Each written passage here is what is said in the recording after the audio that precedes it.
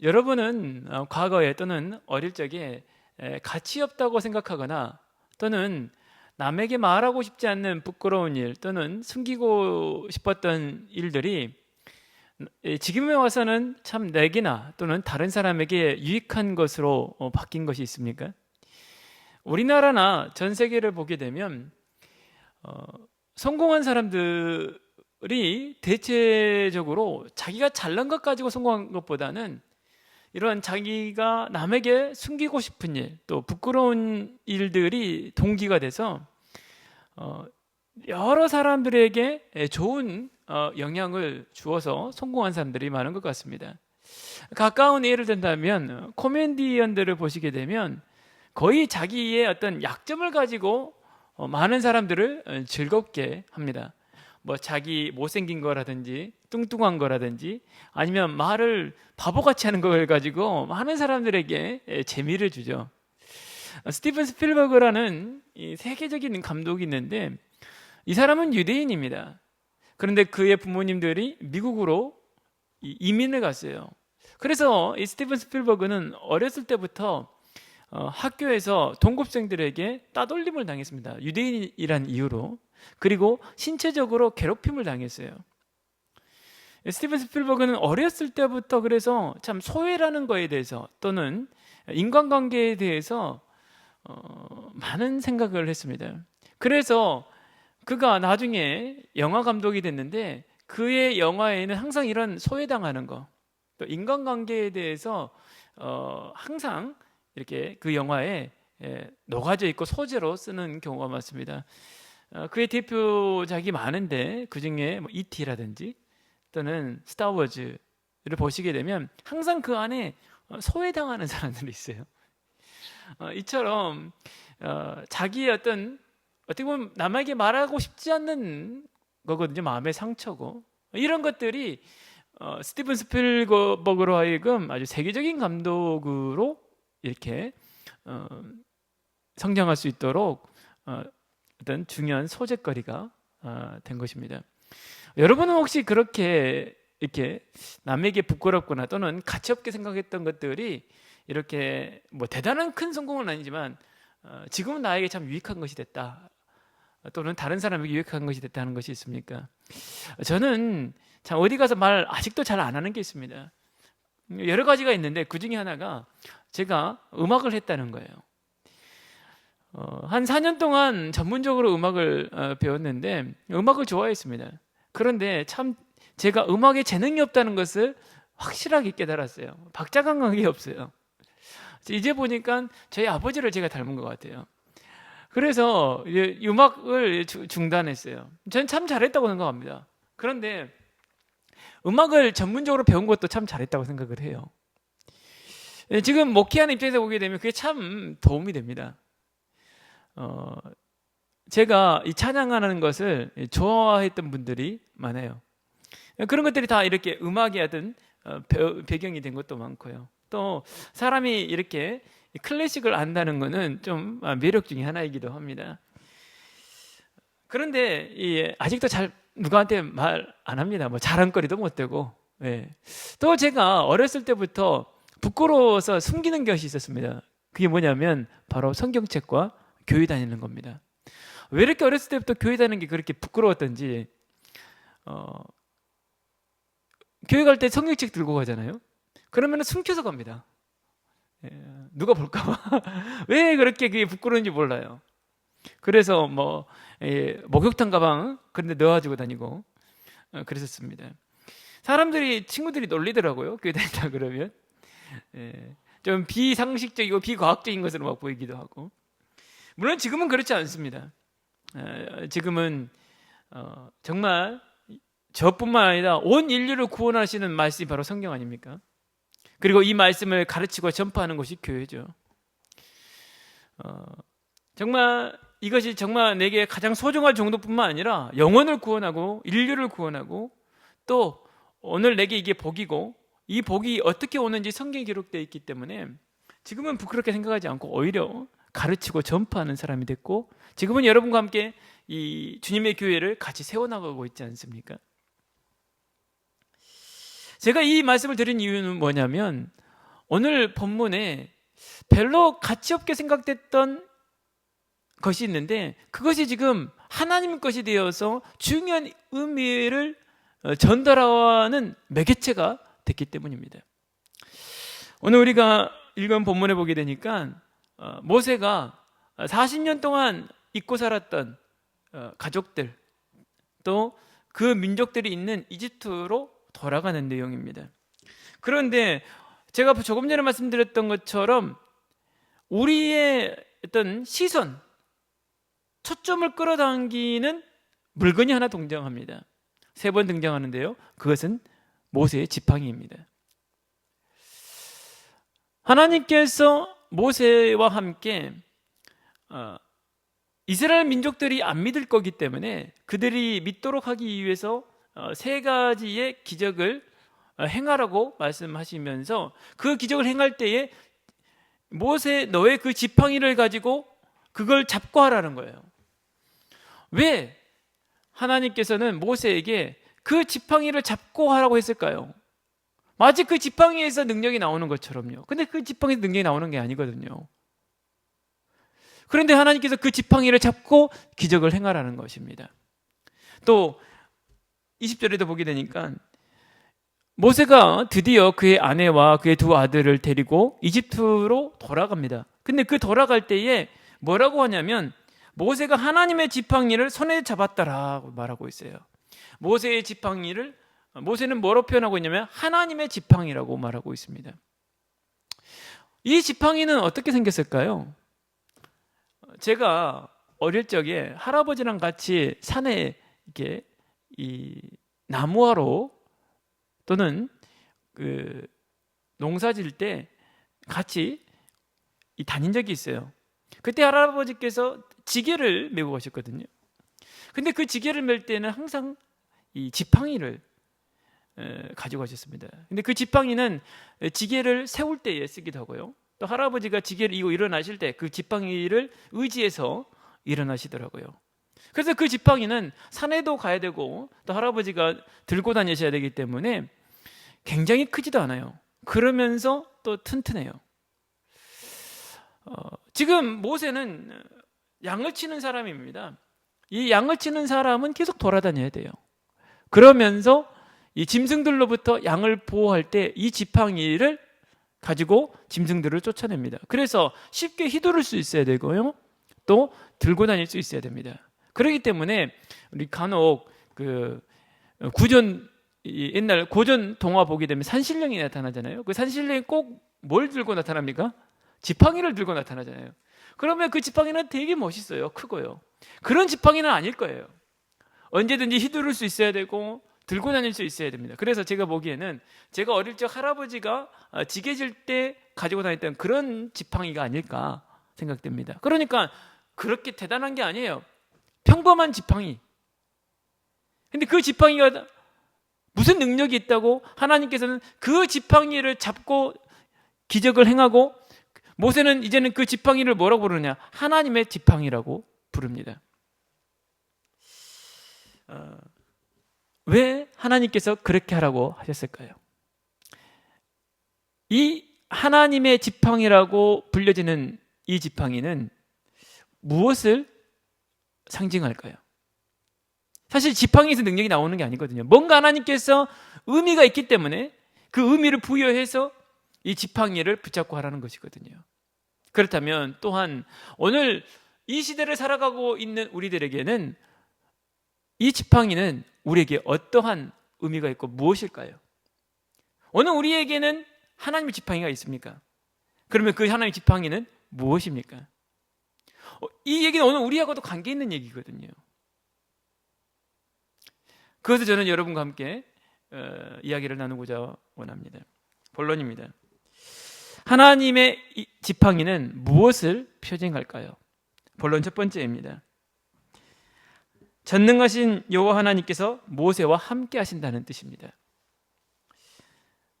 모세가 하나님께 질문하였습니다.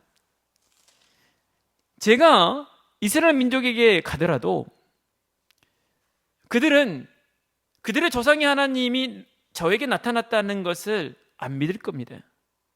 그러니까 하나님께서 그 얘기를 듣고 세 가지 기적을 행하라고 말씀하십니다. 그 첫 번째 기적이 모세가 가지고 있는 지팡이를 땅에 던지라는 거예요. 그랬더니 그 지팡이가 뱀으로 변했습니다. 하나님께서 모세에게 다시 그 뱀의 꼬리를 잡으라는 거예요. 모세가 그 뱀의 꼬리를 잡으니까 그것이 다시 지팡이로 변했어요. 이것을 행하라는 거예요. 그러면 그들의 조상의 하나님께서 너에게 나타나셨다는 것을 믿을 것이다. 혹 그래도 믿지 않거든 네 손을 네 품에 옷 속에 넣어보라는 것이죠. 그리고 빼봤더니 나병이 걸려있는 거예요. 문둥병이 걸려있는 것이죠. 손이 허예요. 죽어버린 것이죠. 그걸 다시 넣어보라는 거예요. 다시 빼봤더니 다시 원래 상태로 돌아왔어요. 이것을 보여주라는 거예요. 그럼 믿을 것이다. 그래도 혹시 안 믿거든 나일강에 물을 조금 떠다가 땅에 부어라. 그것이 피로 변할 것이다 라고 했습니다. 이 세 가지 기적은 하나님께서 3장에서 말씀하셨던 그는 스스로 계시는 전능하신 여호와 하나님이에요. 창조주이시고 그 창조하신 모든 것들을 지탱하시는 분이시고 운행하시는 분입니다. 그 전능하신 하나님이 이렇게 생물이 아닌 것도 살아있는 생물을 변하게 하시고 다시 그 생물이 아닌 나무로 다시 변하게 만들 수 있는 분이라는 거예요. 그뿐만 아니라 살아있는 손을 죽은 손으로, 죽어있는 손을 살아있는 손으로 바꾸시는 하나님이 창조하셨을 뿐만 아니라 창조하신 그 모든 것을 다스리시는 만왕의 왕이시요 만주의 주시라는 것입니다. 그 하나님께서 지금 모세에게 나타나셨다는 것을 그 사람들에게 믿게 하기 위해서 이것을 행하라고 하셨고, 또 이것을 행할 때에 지팡이를 잡고 하라는 것은 이스라엘뿐만 아니라 또 파라오와 이집트인들과 그 주변에 있는 모든 사람들이 믿게 하기 위해서입니다. 그런데 마치 이 지팡이에서 능력이 나오는 것 같잖아요. 그게 아니라 전능하신 여호와 하나님께서 모세와 함께 하시는데 그 지팡이만 보고도 모세는 전능하신 하나님이 그와 함께하는 사람이고 그를 통하여서 이런 기적이 나타나고 있는데, 이집트에는 많은 신들이 있어요. 근데 그 어떠한 신도 모세와 함께 하시는 여호와를 이기지를 못해요.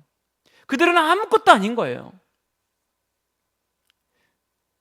하나님께서 이것을 행할 때에 그의 지팡이를 잡고 하라는 것은 그 지팡이만 보고도 여호와 하나님께서 모세와 함께 하신다는 것을 보고 알도록 하신 것입니다. 상징인 거예요.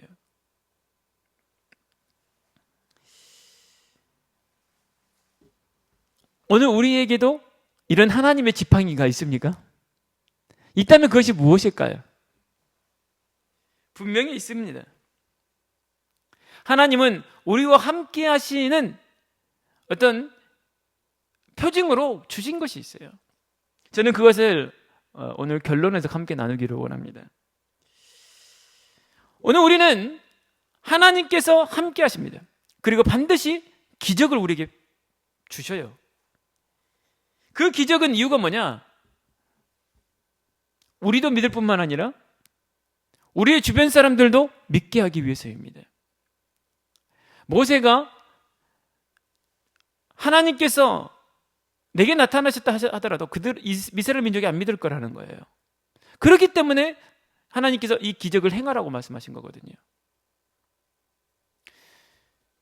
오늘 우리에게 기적을 하나님께서 행하십니다. 무엇을 위해서요? 우리가 믿고 우리 주변에 있는 사람들이 믿도록 하기 위해서요. 그런데 상징적으로 주는 게 있어요. 그게 물건일 수도 있고요, 어떤 방법일 수도 있습니다. 사실 그 방법이나 그 물건이 능력이 있는 것이 아닌데 하나님께서 그런 것들을 통해서 사람들이 하나님이 우리와 함께 하신다는 것을 보고 알도록 하시는 거예요. 하나님은 이러한 기적들을 통해서 우리와 우리 주변 사람들이 믿고 구원받아서 하나님께 영광 돌리기를 원하십니다. 여러분, 하나님은 지금도 기적을 행하시고 계십니다. 오늘 우리에게 그 기적을 주시게 돼 있어요. 그분은 살아계십니다. 그리고 우리와 함께 살고 계십니다. 그러한 것들이 육감으로 또는 여러 가지 증거들로 우리로 하여금 알게 하시고 또 이것을 우리뿐만 아니라 우리 주변 사람들도 느끼게 하신다는 거예요. 그 지팡이가 무엇일까요? 이 하나님의 지팡이는 무엇을 표징합니까? 본론 두 번째입니다. 모세를 통하여 하신다는 것입니다. 하나님은 모세를 하나님의 선지자로 선택하셨습니다. 그런데 모세는 뭐라고 말합니까? 10절입니다. 모세가 여호와께 아뢰되 오 주여 나는 본래 말을 잘하지 못하는 자니이다. 주께서 주의 종에게 명하신 후에도 역시 그러하니 나는 입이 뻣뻣하고 혀가 둔한 자니이다 라고 합니다. 모세는 자기가 말을 잘 못한대요. 입이 뻣뻣하고 혀가 둔하다는 거예요. 모세는 선지자는 뭐냐? 대변인이구나.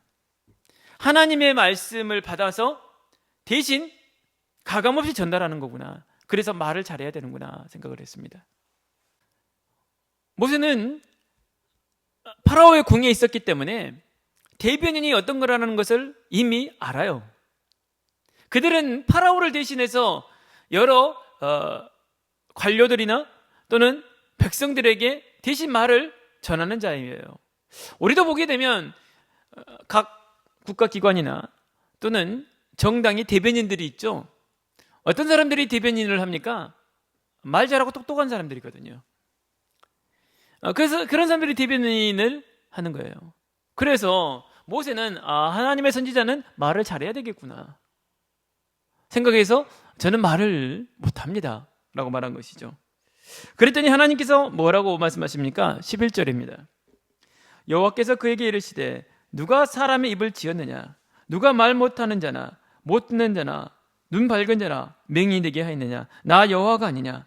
이제 가라. 내가 너의 입과 함께 있어서 할 말을 가르치리라 했습니다. 방금 여호와 하나님께서 모세 앞에서 보여준 기적이 뭡니까? 죽은 나무도 살아있는 뱀으로 변화시키는 분이에요. 그걸 다시 죽은 나무로 변화시키는 분입니다. 또 자기의 이 정상적인 손이 죽은 손으로 바꿔버리고 다시 그 죽은 손을 정상적인 손으로 바꾸시는 하나님입니다. 모든 걸 창조하시고 원하시면 언제든지 바꾸실 수 있는 분이 바로 전능하신 여호와 하나님이에요. 그런데 모세 입 하나 어떻게 못하겠습니까? 그런데 모세는 그걸 보고도 못 믿는 거예요. 보고도. 모세는 이스라엘 사람들이 안 믿을 거라고 말했지만 실제로는 이스라엘 사람들이 모세보다 더 잘 믿습니다. 30절과 31절을 보십시오. 아론이 여호와께서 모세에게 이르신 모든 말씀을 전하고 그 백성 앞에서 이적을 행하니 백성이 믿으며 여호와께서 이스라엘 자손을 찾으시고 그들의 고난을 살피셨다 함을 듣고 머리 숙여 경배하였더라. 이스라엘 민족은 아론을 통하여서 여호와 하나님께서 모세에게 나타나시고 그에게 말씀하신 것과 또 모세가 행한 기적을 보고 믿었다겠어요. 그래서 엎드려서 하나님께 경배했다고 했습니다. 근데 모세는 뭐라고 합니까? 그것을 보고도 자기는 말을 못한대요. 아니 그 기적을 봤으면 모세는 어떻게 생각해야 됩니까? 전능하신 하나님께서 내 입을 바꾸든지 새로 창조하든지 뭐 하겠구나 생각을 해야 되는데 자기는 말을 못한다는 거예요. 그러니까 하나님이 누가 입을 지었느냐? 누가 말 못하는 자나 못 듣는 자나 눈 밝은 자나 맹인이 되게 하였느냐? 나 여호와가 아니냐? 못 알아들으니까 또 하는 거예요. 그러니까 이제 가라. 내가 너희 입과 함께 하겠다. 그러니까 모세가 뭐라고 대답해요? 13절입니다. 모세가 이르되 오 주여 보낼 만한 자를 보내소서. 답답해요. 사실은 모세가 더 안 믿어요.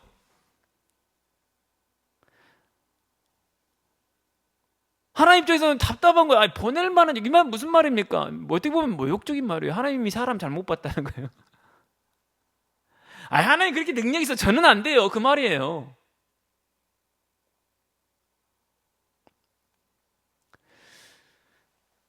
이 모세가 사실은 이스라엘 민족보다 더 안 믿는 거죠. 모세가 어떻게 면에서는 진짜 이 일을 앞서서 해야 되는 사람이기 때문에 부담스럽기도 했겠지만 많은 또 상처가 있죠. 안 된다는 거예요. 나는 보낼 만한 자를 보내줘서, 사람이 없어서 나를 보냅니까? 잘못 봤다는 거예요, 사람을. 그래서 하나님이 뭐랍니까? 화났어요. 14절에 여호와께서 모세를 향하여 노하여 이르시되 내 이 사람 내 형 아론이 있지 아니하냐? 그가 말을 잘하는 건 내가 아노라. 안 되니까 하나님이 네 형 말 잘하지 않냐? 네 형이 있잖아 라고 하나님은 그러십니다. 모세는, 선지자는, 하나님의 선지자는 말을 잘해야 된다고 생각을 한 거예요. 지금도 그렇죠. 많은 대형교회 목사님들이 어떻습니까? 설교를 잘하세요. 선지자는 말을 잘해야 된다고 생각을 합니다. 그러나 사실 그렇지가 않습니다. 선지자에게서 더 중요한 것이 있어요. 신명기 18장 18절에서 22절에 보게 되면 여호와 하나님께서 모세에게 말씀하십니다. 어떤 말씀하시냐면 여기서 내가는 여호와 하나님이시죠. 그들의 형제 중에서 너와 같은, 너는 누굽니까? 모세입니다. 너와 같은 선지자 하나를 그들을 위하여 일으키고 내 말을 그 입에 두리니 내가 그에게 명령하는 것을 그가 무리에게 다 말하리라. 여호와께서 모세 말고 선지자 하나를 또 세우겠다는 거예요. 그 사람을 통해서 내 말을 백성들에게 전달하겠다는 것입니다. 누구든지 내 이름으로 전하는 내 말을 듣지 아니하는 자는 내게 벌을 받을 것이요, 만약 어떤 선지자가 내가 전하라고 명령하지 아니한 말을 제 마음대로 내 이름으로 전하든지 다른 신들의 이름으로 말하면 그 선지자는 죽임을 당하리라 하셨느니라. 내가 마음속으로 이르기를 그 말이 여호와께서 이르신 말씀인지 우리가 어떻게 알려 하리라. 만일 선지자가 있어 여호와의 이름으로 말한 일에 증험도 없고 성취함도 없으면 이는 여호와께서 말씀한 것이 아니요 그 선지자가 제 마음대로 한 말이니 너는 그를 두려워하지 말지니라. 모세는 이렇게 생각할 것이다.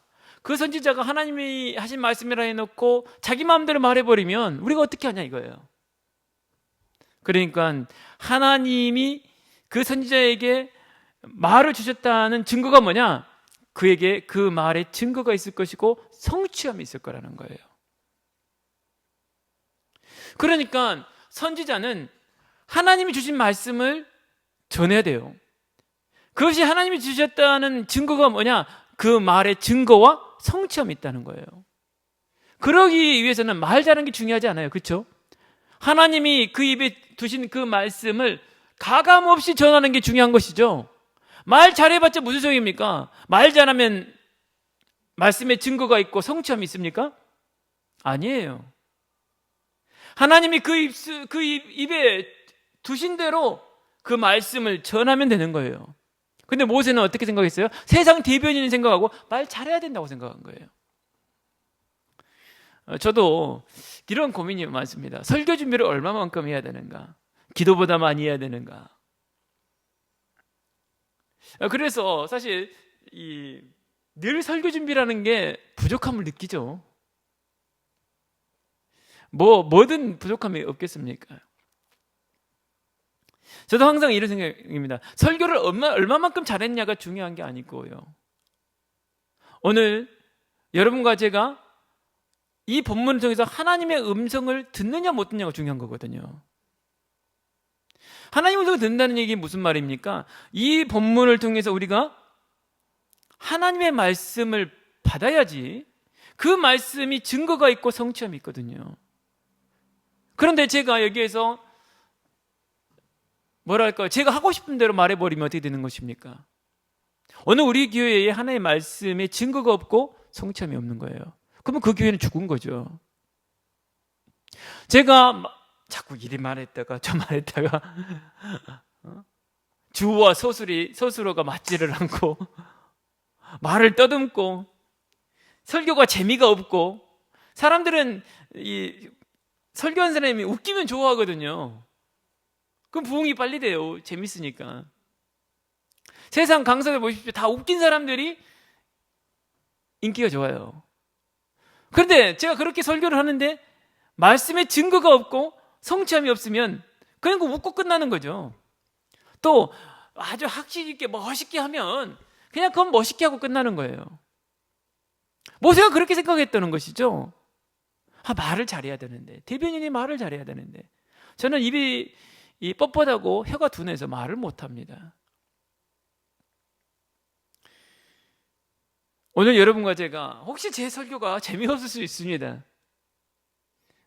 또 혹시 제가 설교를 잘하려고 노력할 수 있어요. 그런데 그것보다 더 중요한 게 뭐냐, 이게 하나님 말씀이냐는 거예요. 오늘 여러분과 저에게 이 본문을 통해서 하나님의 음성이 전달돼야 되거든요. 그래야 여러분의 삶과 우리 교회에 하나님의 말씀에 증거가 있고 성취함이 있는 거예요. 그게 없으면 이 설교는 아무 의미가 없는 거예요. 그렇죠?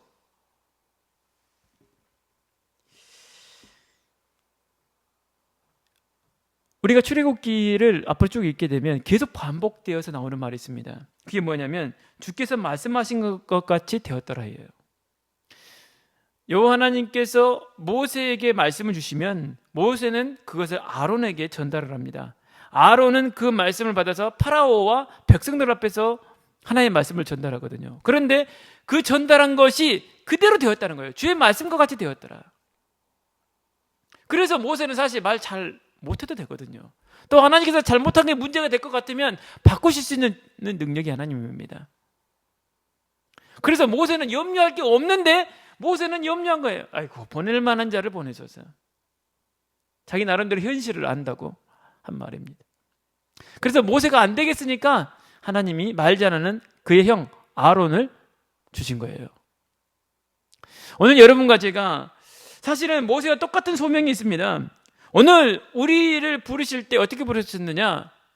너희는 택하신 족속이요, 왕같은 제사장들이요, 그의 거룩한 나라요, 그의 소유된 백성이라고 했습니다. 오늘 우리는 하나님의 택하심을 받은 자들이에요. 뭘로요? 왕같은 제사장으로, 거룩한 나라로, 그의 소유된 백성으로 택한 족속이거든요. 어디에서 택함을 받았습니까? 어두운 데서 불러내요. 그의 기이한 빛에 들어가게 하신 덕, 그의 기이한 빛이 무엇입니까? 구원입니다. 어떻게 우리 구원받았습니까? 그의 덕, 십자가와 부활입니다. 이 덕을 선포하라고 부름을 받았다는 거예요. 전도자입니다. 우리는 모세와 똑같은 소명이 있어요.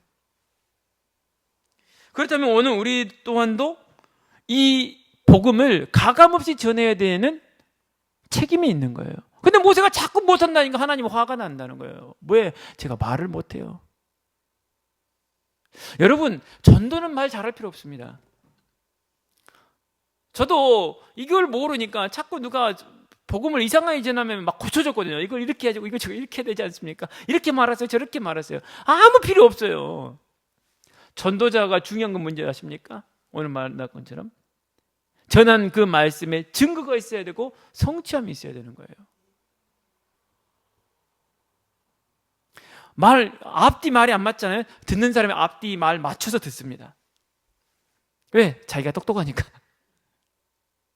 중요한 건 뭐냐면 우리가 전한 이 복음에 증거가 있어야 되고 성취함이 있는 거예요. 다시 말하면 전능하신 하나님께 살아 계시는 것이 느껴지는 거예요. 전도는 그런 거거든요. 그래서 자꾸 말 잘하려고 그래요. 제가 우리 교회에 그러한 증거가 있어야지. 제가 말 잘하면 무슨 소용이 있냐 이 말이에요. 설교가. 물론 설교를 계속 준비를 하지요. 그런데 그 설교 준비 자체가 기도가 돼야 될 거예요. 그래서 전도자에게 필요한 것은 내가 말을 어떻게 잘해야지가 중요한 게 아니고 여러분 기도하는 사람이 되시기를 바랍니다. 예수님께서 말씀하셨어요. 기도 외에는 이런 능력이 나갈 수가 없다. 여러분이 기도할 때에 여러분을 통하여서 하나님이 일을 하시는 거예요. 그게 전도자입니다. 하나님께서 모세의 그 지팡이를 하나님의 지팡이가 되게 하시고 이 지팡이를 붙잡고 기적을 행하라고 하신 것은 하나님께서 모세를 통하여 하신다. 이런 상징이 있는 거예요. 하나님께서 여러분을 통하여 하신다라고 하는 그 상징이 바로 하나님의 지팡이입니다. 그게 뭘까요? 본론 세 번째입니다. 피의 언약을 모세는 기억해야 됩니다. 오늘 본문에 24절에서 26절에 보게 되니까 모세가 그의 아내 십보라와 두 아들을 데리고 이제는 이집트로 돌아갑니다. 그래서 여인숙에서 하룻밤을 묵는데 어떤 사람이 모세를 죽이려고 그러는 거예요. 봤더니 여호와예요. 여호와 하나님께서 이제 모세를 죽이려고 막 덤벼들었어요. 그것을 본 십보라가 빨리 가서 돌칼을 가지고 그 두 아들의 이 포피를 뱁니다. 할례를 행한 거예요. 그러면서 그 가죽을 그 남편에 던지면서 당신은 나의 뭐라고요? 피남편입니다. 피남편이라는 뜻은 할례를 의미하는 것이죠.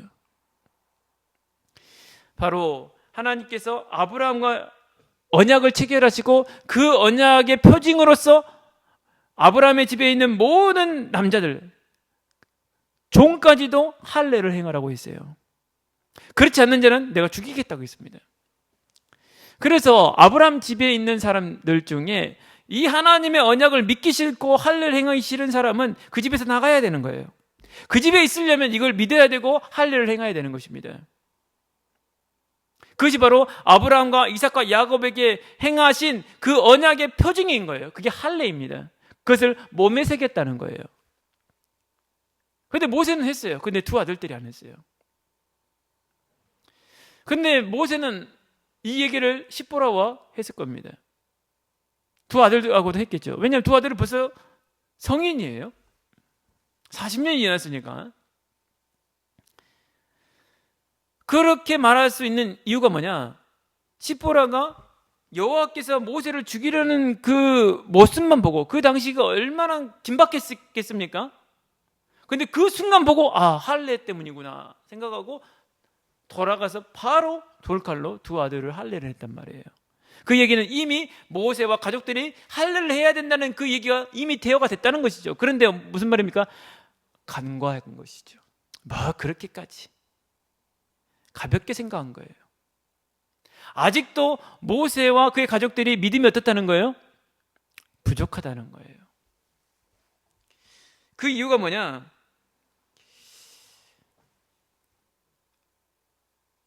바울이 로마서에 보게 되면 이렇게 얘기를 했습니다. 사람이 마음으로 믿어 의에 이르고 입으로 시인하여 구원에 이른다고 했어요. 사람이 마음으로 믿으면 당연히 입으로 고백하게 되어 있고요. 그건 행동으로 나오게 되어 있습니다. 그래서 이 로마서 2장 28절에서 29절 말씀에 무릇 표면적 유대인이 유대인이 아니요 표면적 육신의 할례가 할례가 아니니라. 오직 이면적 유대인이 유대인이며 할례는 마음에 할지니 영에 있고 율법 저문에 있지 아니한 것이라. 그 칭찬이 사람에게서가 아니요 다만 하나님에게서로니라 하고 있습니다. 유대인은 할례를 하면 구원받는 줄 알았어요. 그런데 그게 아니라는 거예요. 왜냐하면 유대인은 마음으로는 안 믿어요.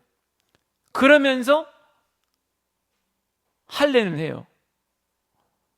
그러면 구원받는다는 거예요. 그러니까 바울이 아니다. 몸이 유대인이어야 되는 것이 아니고 또 할례를 했다는 것이 아니라 뭐가 유대인이어야 되는 거예요? 마음이 유대인이어야 된다는 거예요. 다시 말하면 마음으로 믿어야 된다는 거예요. 그래서 할례를 육체에 할 것이 아니라 어디에 하라고요? 마음에 해야 된다. 마음으로 믿어야 되는 것이지 유대인으로 태어났다 해서 구원받냐? 또 할례를 했다 해서 구원받느냐? 아니지 않느냐? 유대인으로 태어나면 뭐하냐? 마음이 유대인이 아닌데 마음으로 믿지를 않는데 할례를 하면 뭐 하냐는 거예요.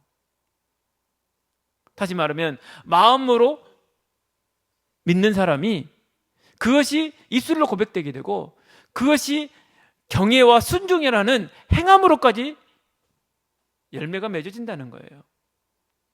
그렇다면 모세는 할례를 가볍게 생각했어요. 그 말은 무슨 말입니까? 믿음이 아직도 여전히 부족하다는 거예요. 그렇기 때문에 할례를 가볍게 생각하는 것입니다. 오늘 여러분과 제가 여호와 하나님을 섬기고 경외하는 마음이 있다면 그것은 반드시 행동으로 나타나게 되어 있습니다. 그렇기 때문에 여러분에게 이러한 믿음이 있기 때문에 지금 이 자리에 계시는 거예요. 믿음이 없이는 예배할 수가 없습니다. 물론 예배 나왔다고 해서 다 믿음이 있느냐? 그건 아니에요. 습관이 된 사람이 있고 또 그래야 어떤 구원받는 줄 알고 유대인처럼 생각하는 사람들이 있지만 정말 마음으로 하나님을 섬기고 경외하는 마음이 있는 사람은 하나님을 예배하게 되어 있고 하나님의 말씀에 순종하게 되어 있습니다. 그것이 열매로 나오게 되어 있다는 것이죠. 그런데 모세는 할례를 가볍게 생각하는 걸 보아서는 여전히 아직 믿음이 부족한 거예요.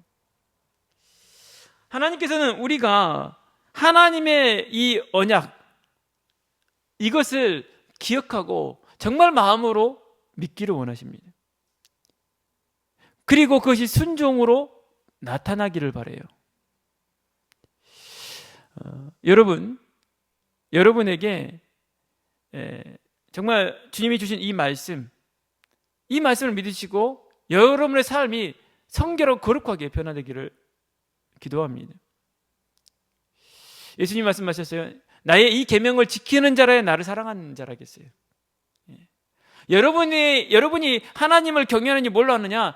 여러분의 삶이 주님을 따라가려고 하는 그런 삶이 될 때 여러분의 마음이 어떠한 것인가 우리는 알 수가 있는 거예요. 하나님도 그걸 보시는 겁니다.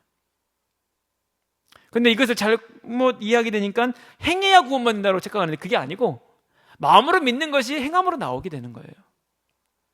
여러분에게 정말 이 피의 언약을 기억하시고 또 그 믿음이 여러분의 삶으로 나타나시기를 주여로 축원드리겠습니다. 결론입니다. 우리에게 하나님의 지팡이란 무엇일까요? 제가 곰곰이 생각해 봤습니다. 우리에게 있는 하나님의 지팡이는 무엇일까? 저는 첫 번째로 그것이 우리가 매일 하는 성경 공부라고 생각을 합니다. 우리는 성경 공부를 통해서 하나님의 말씀을 배웁니다. 그러나 이 말씀은 하나님의 감동으로 된 것이에요. 그래서 예수 그리스도 안에 있는 믿음으로 말미암아 구원에 이르게 하는 지혜가 있고요. 또 하나님의 사람으로 하여금 온전하게 하고 하나님의 선한 일을 할 수 있는 능력을 갖추게 하는 것이 바로 이 하나님의 말씀입니다. 그래서 오늘 우리는 이 하나님의 말씀을 알아야 돼요. 알아야 구원 얻을 수 있는 지혜에 이르게 되고요. 우리가 하나님의 사람으로 온전하게 되고 능력을 갖추게 되는 거예요. 또한 이 하나님의 말씀은 살았고 운동력이 있기 때문에 좌우의 어떤 검보다도 예리하여서 사람의 혼과 영과 및 관절과 곳을 찔러 쪼갭니다. 오늘 우리의 영과 육체를 다 치유하는 말씀이 바로 하나님의 말씀이라는 거예요. 뿐만 아니라 우리의 마음의 생각이 어떠한지 감찰하시는 것이 하나님의 말씀입니다. 하나님의 말씀을 우리가 받을 때에 오늘 우리 자신의 영적인 상태가 드러나게 되는 거예요. 감찰한단 말이에요. 그래서 여러분, 우리가 하나님의 말씀을 가까이 해야 오늘 우리 자신을 늘 성찰하게 되고요. 또 오늘 우리가 하나님 사람으로 온전하고 능력을 갖추게 됩니다. 오늘 우리가 이 하나의 말씀을 배우는 이 성경 공부를 통해서 오늘 우리가 열매를 맺게 되고요. 그 열매를 맺는 의미는 결국 예수님과 우리가 붙어 있다는 거예요. 우리가 예수님께 붙어 있어 열매를 맺게 되는 것이고 그 사람을 성령의 사람이라고 합니다. 그래서 오늘 우리가 이 하나님의 말씀을 배우는 이 성경 공부를 통해서 우리를 우리를 통하여서 우리가 누구인지 나타나게 되는 거예요. 우리가 하나님의 사람이다. 성령의 사람이다. 결국 어디에 이르는 것입니까? 제자가 되는 거예요. 제자는 어떻게 만들어집니까? 예수님이 말씀하셨던 것처럼 가르쳐서 지키게 해라. 오늘 우리는 하나의 말씀을 가르침 받고 그 말씀을 따라 살아갈 때에 우리가 제자가 되는 거예요. 그때 하나님께서 오늘 사람들이 우리를 어떻게 인정하는 거예요? 저들과 하나님이 함께 하신다. 저들이 변화가 되는 거예요. 저들에게 삶에 정말 말씀의 열매가 맺어지는 거예요. 두 번째로는 무엇이 하나님의 우리 지팡이일까? 표적입니다. 오늘 본문에서도 하나님께서 모세에게 이적을 행하라고 하는 것은 이스라엘 민족이 보고 믿게 하기 위해서입니다. 사실 이스라엘 민족뿐만 아니라 파라오도 그렇고 이집트인들도 마찬가지고 이집트에서 또 많은 애국인들이 있었는데 그들이 보고 믿게 하기 위해서예요. 그래서 이집트에서 나올 때에 많은 이집트인들과 애국인들도 같이 이스라엘 민족과 함께 이집트에서 나왔죠. 예. 그런 이적을 보고 기적을 보고 이들이 여호와만이 참 하나님이시구나 보고 깨닫게 된 거예요. 오늘 여러분과 저에게 하나님은 기적을 베푸십니다. 표적을 주십니다. 무엇하기 위해서요? 여러분과 제가 믿게 하기 위해서예요. 또 오늘 우리 주변에 우리 있는 사람들이 보고 믿게 하기 위해서입니다. 그래서 하나님은 여러분과 저를 형통하게 하실 것입니다. 이것이 오늘 우리의 지팡이입니다. 하나님의 지팡이예요. 분명히 하나님의 말씀을 즐거워하여 주야로 묵상하는 자는 시내가에 심겨진 나무가 시절을 쫓아 가시를 맺으며 그 잎사귀에 마르지 아니한 같으니 그 행사가 다 형통할 거라겠어요. 오늘 여러분과 제가 첫 번째 지팡이인 하나님의 말씀을 배우고 그 열매를 맺게 되면 오늘 우리가 형통하게 될 거예요. 저는 그것이 두 번째 지팡이라고 생각을 합니다. 그리고 우리로 하여금 이 올리브 교회를 세워나갈 수 있도록 우리에게 은사를 주실 거예요. 각 사람에게 하나님께서 은사를 나눠주실 것입니다. 또 어떤 표적을 주시느냐? 세상이 주는 것과 같지 않는 예수님의 평강을 우리에게 주실 거예요. 이 평강은 영적인 뿐만 아니라 실제로 우리가 누리는 느껴지는 평강이에요. 그래서 우리에게 염려하지 말고 두려워하지 말라겠죠. 그 얘기는 오늘 우리 실제 삶은 어떻습니까? 평안할 수가 없어요. 요즘 보십시오. 얼마나 우울증이 많습니까? 정신문제 많습니까? 스트레스 많아요. 대한민국이 요즘 다 뒤처지고 있는데 여전히 1위를 굳건하게 하고 있는 게 자살률이라고 그러잖아요. 스트레스가 더 많아요. 평안이 없어요. 오늘 우리는 그러한 세상을 살아가고 있는데 예수님께서 우리에게 뭘 약속하셨어요? 내가 너에게 평강을 준다는 거예요. 이것이 표적입니다.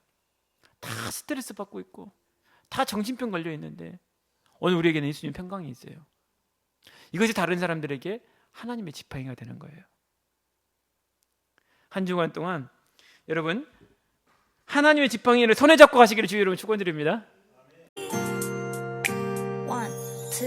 3， 天空太到处放弃。